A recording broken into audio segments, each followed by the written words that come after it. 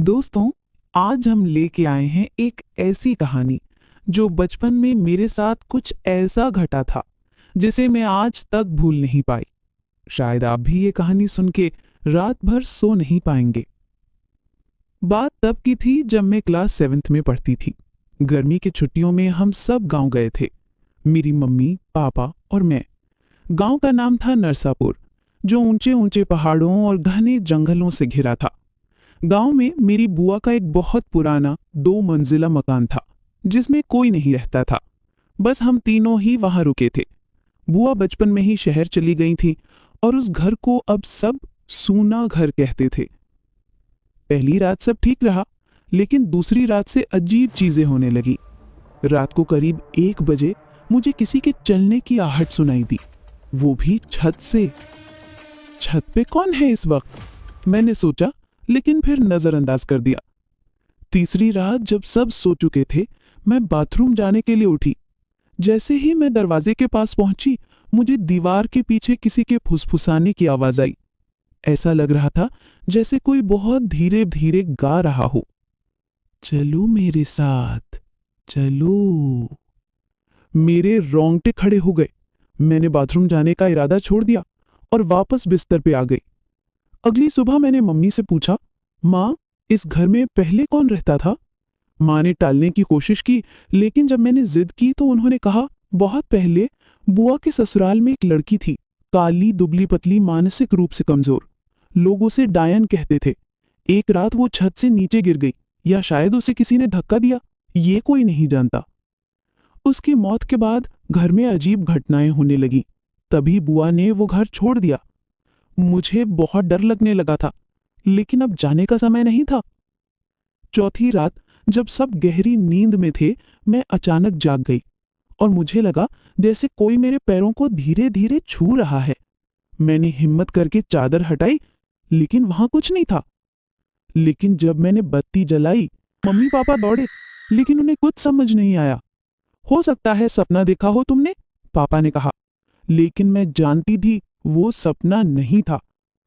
अगले दिन मैंने घर के पीछे जाने का सोचा। वहां एक टूटा हुआ झूला था और पास ही एक पुराना कुआं, जिसके ऊपर एक लकड़ी की फटी फटी चादर पड़ी थी।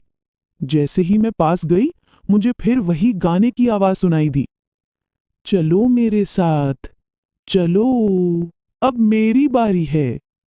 कुएं से आती वो आवाज अब तेज होने लगी थी। मैं डर के मारे पीछे भागी। उसी रात जब मैं सो रही थी, मैंने सपना देखा कि मैं कुएं के पास खड़ी हूं और वो लड़की जो राख से बनी लग रही थी, मेरा हाथ पकड़े मुझे कुएं में खींच रही है। अगली सुबह मेरी हथेली में जलने का निशान था। हमने उसी दिन गांव छोड़ दिया। अब तक उस घर को कोई नहीं खरीदना चाहता।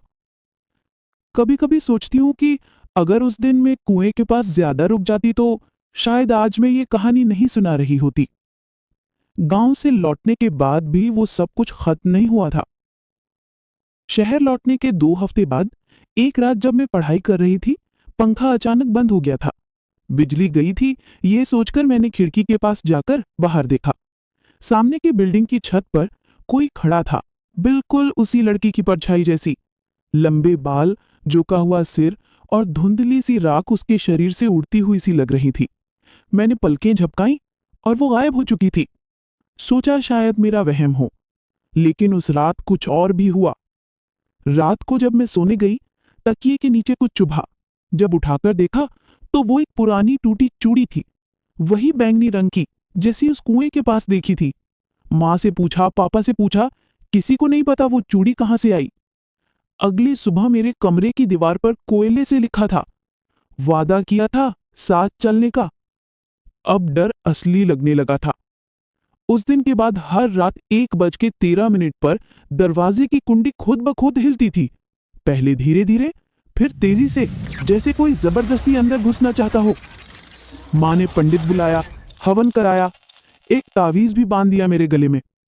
कुछ दिन शांति रही, पर फिर से एक रात मेरे कान में किसी ने बहुत पास से फुसफुसाया, अब तावीज भी नहीं बचा पाएगा, कुएं की आवाजें किसी को माफ नहीं करती। मैं जागी और पाया कि वो तावीज मेरे गले से गायब था। मैंने डर के मारे सबको सच सच बता दिया। मम्मी ने फैसला किया, हमें उस गांव लौटना होगा। जवाब वही मिलेगा जहां सब शुरू हुआ था। हम तीनों एक बार फिर बिनपुरा गांव गए। वो घर अब और भी जर्जर हो चुका था। पेड़ की शाखाएं दीवारों से टकरा रही थीं और घर की खिड़कियां बिना हवा के भी हिल रही थीं।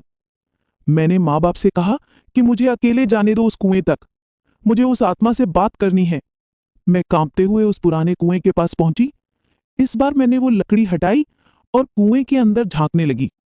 कुएं से कोई परछाई धीरे धीरे ऊपर उठ रही थी और अब उसकी शक्ल साफ दिखाई दे रही थी। उसका चेहरा आधा जला हुआ था, आंखें की जगह खाली गड्ढे थे और होंठों पर एक अजीब सी मुस्कान। अब तो आई हो, चलो अब दोनों साथ जलेंगे।